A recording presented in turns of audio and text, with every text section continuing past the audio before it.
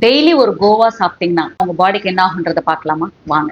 கோவால ஆரஞ்சை விட 4 மடங்கு வைட்டமின் சி இருக்குதுங்க. இம்யூனிட்டி பூஸ்ட் ஆகும். கோல்டு காஃப்ல இருந்து நம்மளை ப்ரிவென்ட் பண்றதுக்கும் ஹெல்ப் பண்ணும். கான்ஸ்டிபேஷனா இருக்கு இல்ல வயிறு உப்புசமா இருக்கு அப்படின்னா கொய்யாக்காய் எடுத்துக்கங்க. அதுல இருக்கக்கூடிய ஃபைபர் பெக்டின் அப்படின்ற அந்த ஃபைபர் வந்து டைஜஷனை சுலபமாக்கும். மோஷன் போறதையும் ஸ்மூத் பண்ணி கொடுக்கும். அண்ட் எக்ஸ்ட்ராவா நீங்க வெயிட் லாஸ் பண்ண ட்ரை பண்றீங்க அப்படின்னா this is a perfect fruit for that. Because இதுல கேலரிஸ் ரொம்ப லெஸ்ஸா இருக்குங்க. கிளைசமிக் இண்டெக்ஸ் ரொம்ப கம்மியா இருக்கனால ரத்தத்துல சர்க்கரையினுடைய அளவு ஸ்பைக் ஆகாம இது ப்ரிவென்ட் பண்ணி கொடுக்கும். ஈவன் கொய்யா இலை கூட உங்களுக்கு சுகர் கண்ட்ரோலுக்கு ஹெல்ப் பண்ணுவாங்க. இதுல இருக்கக்கூடிய பொட்டாசியம் அண்ட் ஆன்டி ஆக்சிடென்ட்ஸ் வந்து ரத்தத்துல கொலஸ்ட்ராலினுடைய அளவை கண்ட்ரோல் பண்றதுக்கு குறைக்கிறதுக்கு ஹெல்ப் பண்ணும். பிளஸ் பிபியை ரெடியூஸ் பண்றதுக்கும் ஹெல்ப் பண்ணும். நம்ம பிரெக்னண்டா இருக்கும் பொழுது this is one of the best fruits to have. ஏன்னா இது பிரெக்னன்சி டைம்ல கான்ஸ்டிபேட் ஆகாம பாத்துக்கும். பிரெக்னன்சி டைம்ல சுகர் வராம ப்ரிவென்ட் பண்ணும். இதுல இருக்கக்கூடிய ஃபோலிக் ஆசிட் பேபியினுடைய